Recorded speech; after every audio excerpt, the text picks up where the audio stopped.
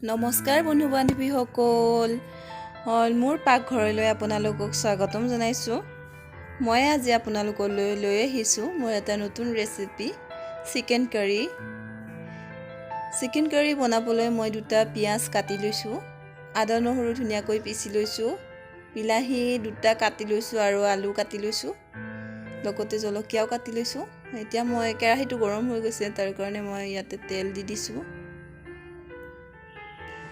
মোৰ তেলখিনি গৰম হৈ গৈছে, তাৰ কাৰণে ইয়াতে মই পিঁয়াজখিনি দি দিছোঁ, লগতে জলকীয়াকেইটাও দি দিছোঁ।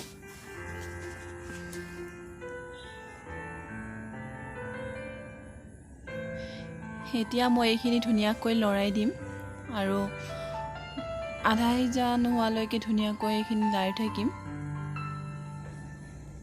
পিঁয়াজখিনি মোৰ আধা সিজা হৈ গৈছে, এতিয়া মই ইয়াতে আদা নহৰুখিনি দি দিম। আদা নহৰুখিনি মই ধুনীয়াকৈ পিঁয়াজখিনিৰ লগতে ভাজি থাকিম, যাতে আদা নহৰুখিনিৰ কেঁচা গোন্ধটো নাইকিয়া হয়।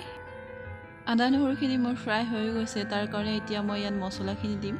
মছলা লৈছোঁ মই জিৰা গুড়ি, ধনিয়া গুড়ি, চিকেন মছলা, গৰম মছলা, হালধি গুড়ি আৰু কাশ্মীৰী লাল মিৰ্চ পাউডাৰ।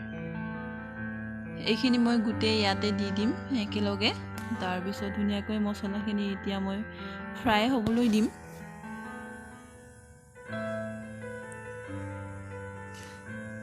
মছলাখিনি মোৰ ফ্ৰাই হৈ গৈছে, এতিয়া মই অকণমান পানী দি দিম ইয়াতে, যাতে মছলাখিনি জ্বলি নাযায় আৰু ধুনীয়াকৈ মছলাখিনি সিজি যায়।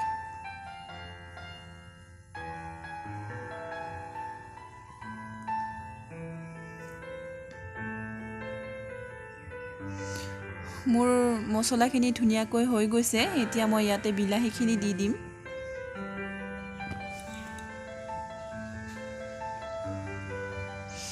বিলাহী আৰু মছলাখিনি মই ধুনীয়াকৈ মিক্স কৰি দিম আৰু বিলাহীখিনি সিজিবলৈ দিম। বিলাহীখিনি সিজিবলৈ মই অকণমান নিমখ দি দিছোঁ।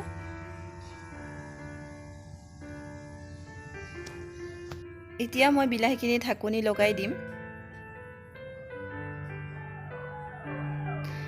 2 মিনিট ঢাকনি লগাৰ পিছত চাওকচোন, ইমান ধুনীয়াকৈ সিজি গৈছে বিলাহীখিনি।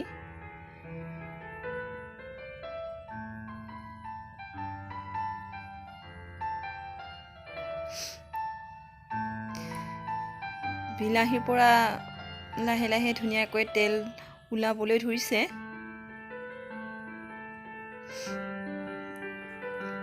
এতিয়া মই ইয়াত মাংসখিনি দি দিম।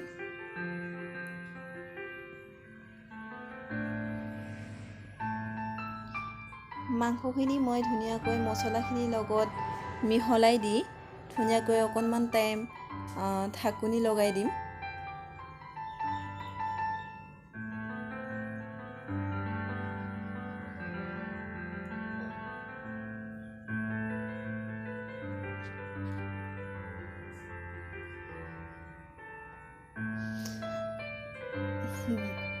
দুই মিনিট টাইম ঢাকনি লগাই দিয়াৰ পিছত মোৰ মাংসখিনি ধুনীয়াকৈ ফ্ৰাই হ'বলৈ লৈছে। অকণমান লৰাই দিছোঁ যাতে তুলিত লাগি নাযায়।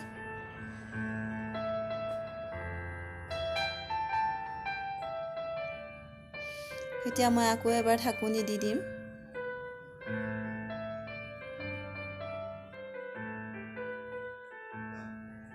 তিনি 4 মিনিটমান ঢাকনি দিয়াৰ পিছত মই এইখিনি লৰাই দিছোঁ। মই আলু দিবলৈ হৈছে, তাৰ কাৰণে মই আলুখিনি দি দিছোঁ, কাৰণ মাংসখিনি হাফ ফ্ৰাই হৈ গৈছে। এতিয়া মই আলু আৰু মাংসখিনি ধুনীয়াকৈ মিক্স কৰি দিম।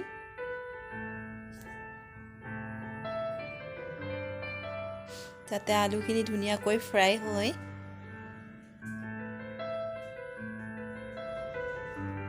তিনি 4 মিনিটমান টাইম ঢাকনি লগাই দি মই এতিয়া মাংসখিনি অকণমান লৰাই দিছোঁ, যাতে তুলিত মাংসটো লাগি নাযায়।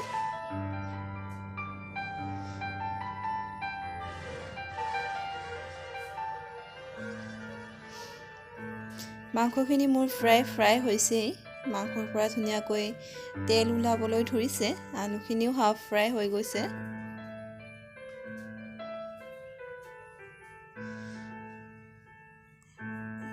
এতিয়া মই ইয়াতে অকণমান পানী দি দিম।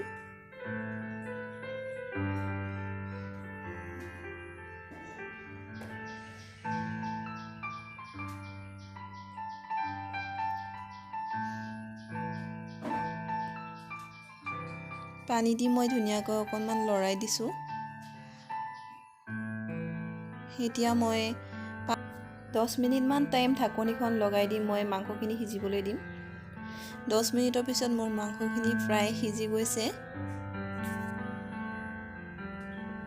আৰু অকণমান টাইম সিজিবলৈ দি মই এইখিনি নমাই দিম। চিকেন কাৰী এই খাবলৈ খুবেই সোৱাদযুক্ত হয়। আপোনালোকে এবাৰ ঘৰত ট্ৰাই কৰি চাবচোন। আপোনালোকে এবাৰ বনাই খাই চালে এইটো ৰেচিপি বাৰে বাৰে বনাই খাই থাকিব। চাওকচোন ইমান ধুনীয়া কালাৰ আহিছে। মোৰ মাংসখিনি প্ৰায় হৈয়ে গৈছে। এতিয়া মই এইখিনি নমাই দিম।